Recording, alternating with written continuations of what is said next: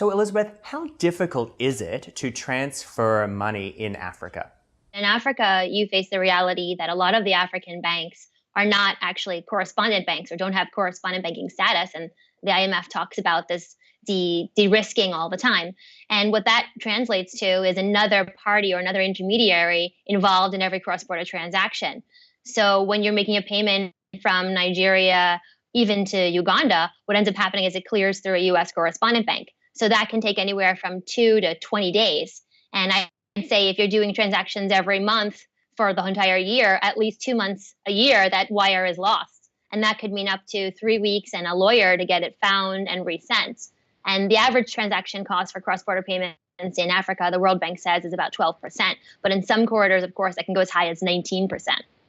And so that's extremely high. So we're talking about a very lengthy process and a very expensive process compared to your solution. So how does your solution actually work? Well, we avoid using the correspondent banking system whenever possible, and that means maintaining and facilitating local pools of liquidity. So our mission is really to make it easier to trade in African currencies and frontier market currencies, and that means becoming a liquidity provider. So we are a market maker in every major African currency, which means we buy and sell locally, and we match up buyers and sellers. We take on a trading risk for that day, and we manage our risk accordingly across our customer segments. So how does that compare to the current way it's being done? Are banks, local banks in the region, are they your competitors or are they your long-term partners?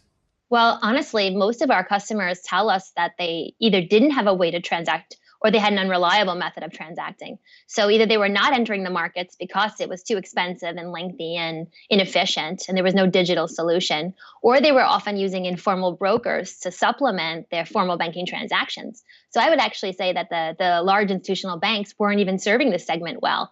Of course, the very large transactions, the tens of millions of dollars of single transactions will go through the bank, and they're not time sensitive, they're not price sensitive. But honestly, the banks just don't focus on this product.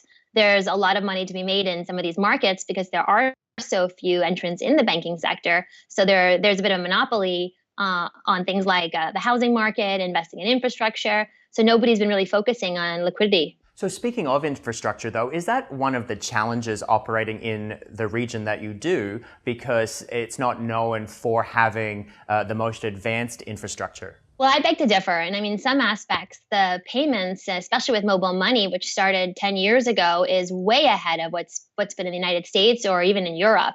I think it was when I had visitors from the US visiting me in Kenya, and they reached for their wallet to make a payment, and I had already finished the payment with my mobile phone. And most days, I'd say for the last 7 years, I don't leave the house with a wallet because I can withdraw cash using my phone from any ATM or agent.